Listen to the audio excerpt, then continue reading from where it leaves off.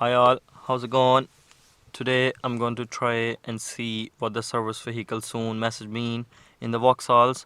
I'm sitting in my 2013 1.7 Astra. There's no error at the moment because I'm just after clearing it. So I'm going to just try and start uh, and see if the message comes up. It took a couple of seconds to start, so that's one thing to say. But then also the car was standing for a couple of days, so that's another thing that took so long.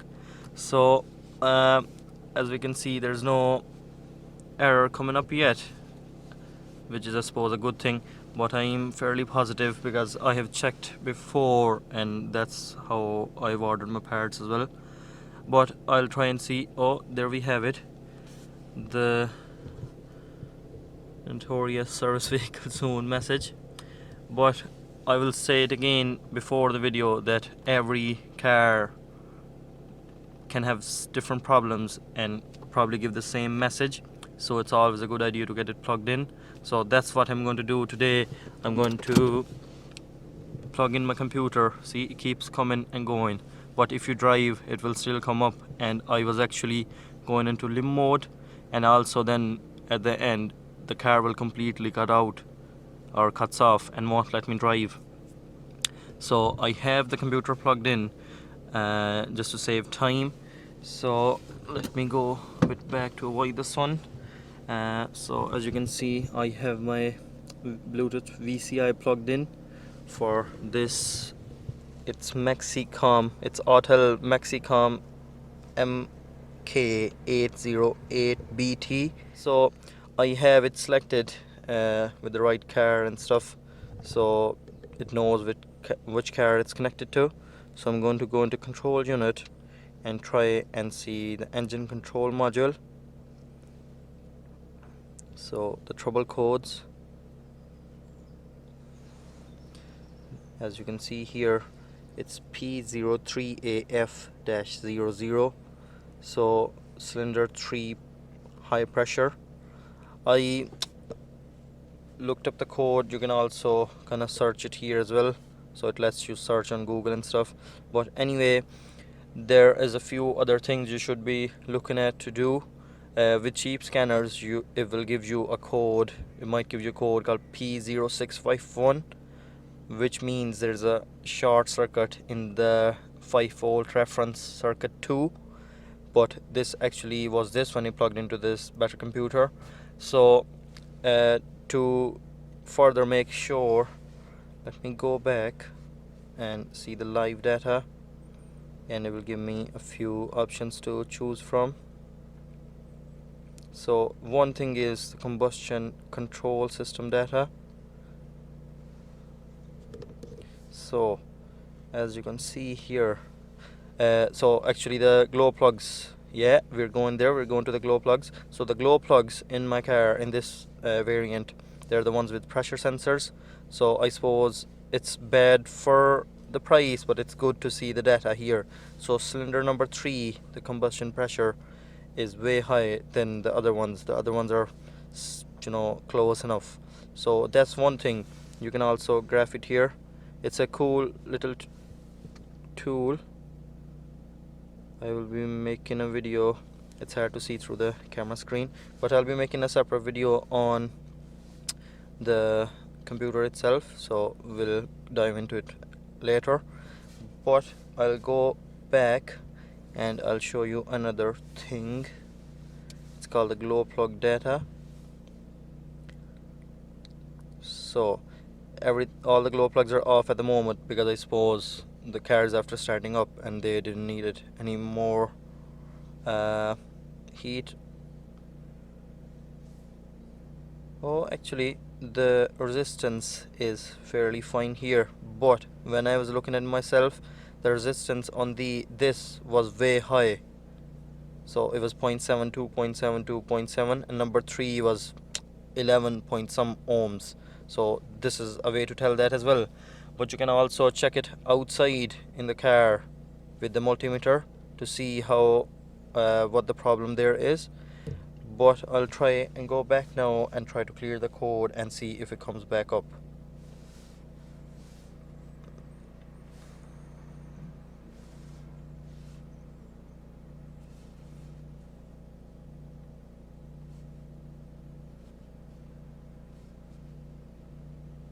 So no faults detected. I might give it a bit of drive and see what it comes up with. So I took it for a small drive there, and I only went up to third gear the most, I'd say, and only 40-50 kilometers per hour. And I'll show you the 4 combustion pressure sensors live data which I recorded. So in the start you can see it's still, number 3 is still different than rest of the 3. So if we keep going forward, you can see it's hitting way too much there. So, and the most revs I was hitting was 2500 revs, and that was it.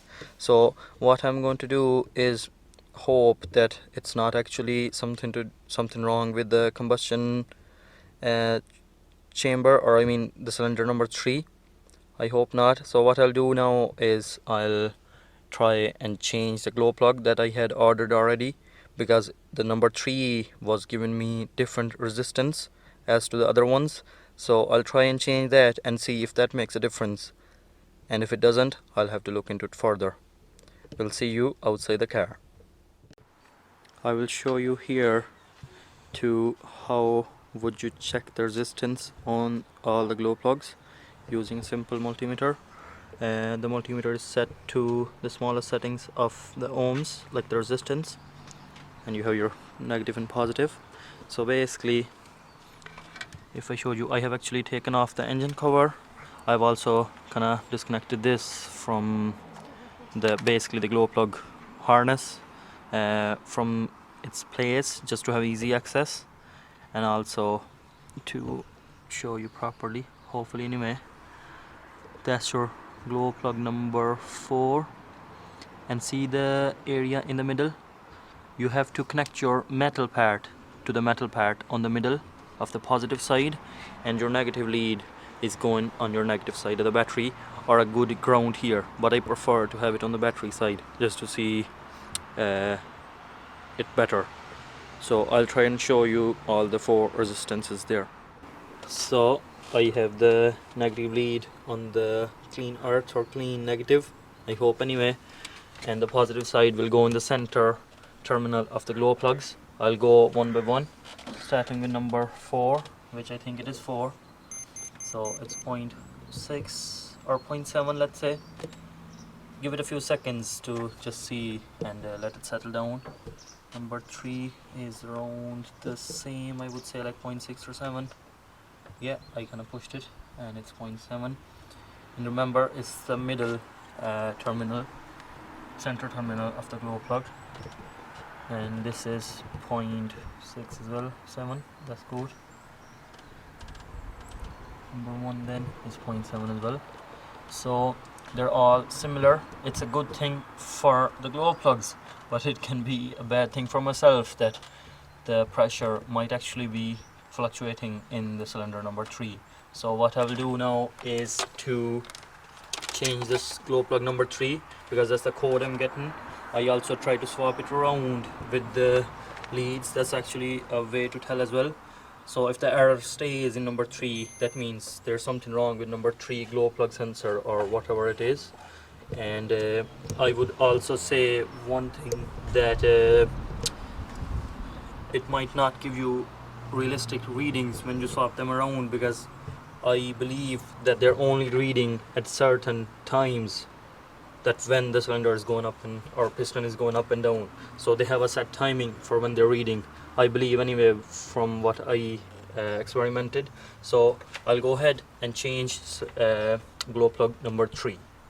So here I have the new Borg Warner or Beru original glow plug, of course with a pressure sensor.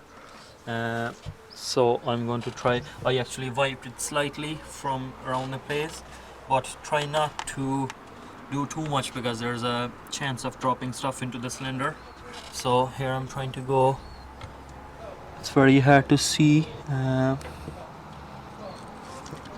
and leave this cap on because it helps you to align it properly. You can use it to tie it down as well. And people use copper grease or ceramic grease and stuff. I don't have any of that stuff at the moment, so I'm just going to chance it this way. And I'm going to be, hopefully, as soon as the torque wrench comes in, I'll torque it down to spec as well. So there. So I'll just pull the plug out now, the plastic cap, and I'll try and torque it down with hands for now. Just gently.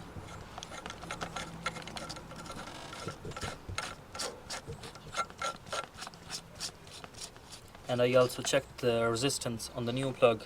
It was coming around 0.7, 0.6. So I have torqued it using the hands. And now I will torque it using a ratchet. Just the other way around.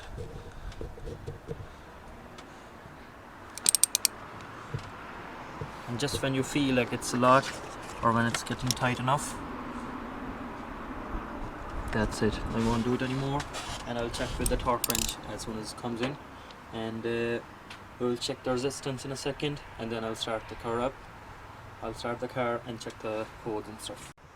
So again, I have the negative lead on a ground, and I'm going to check the neon spark, the glow plug. It's actually showing me 0.9. We'll give it a second. 1 ohm. I suppose it's not too bad because it's just after going into the engine and there's ground going through the engine and stuff. So I'll plug everything back in and I'll see you inside the car.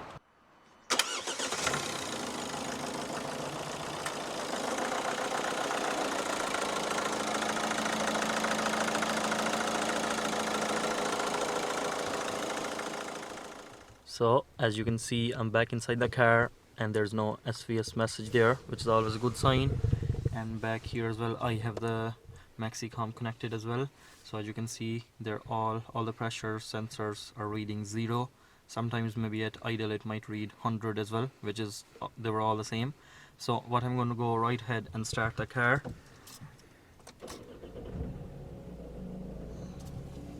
So as you can see, and I'm delighted to say that it was only the pressure sensor, and the first 3 are reading very close, and at number 4 you could really tell that it's actually failing slowly, like I suppose, or whatever, but I'm happy about the number 3. So it's very uniform there, as you can see. So I will go cylinder 2, 3 and 4, and I'll try and graph them just to show you. So number 4, as we know, that it's slightly lower than all 3, but the other 2 are falling very closely. They're all just on top of each other. So, and let me rev it slightly higher. So the most pressure after 3.5k revs were around 6,000 something, which is fine. And I'm going to go ahead and go for a drive, and I will put anything in there if there was a spark or a peak, but if it's not, I'll try to leave the video here. I hope it helped somebody, and if I have any information, you can find that in the description. Thanks very much for watching, and we'll see you in another video.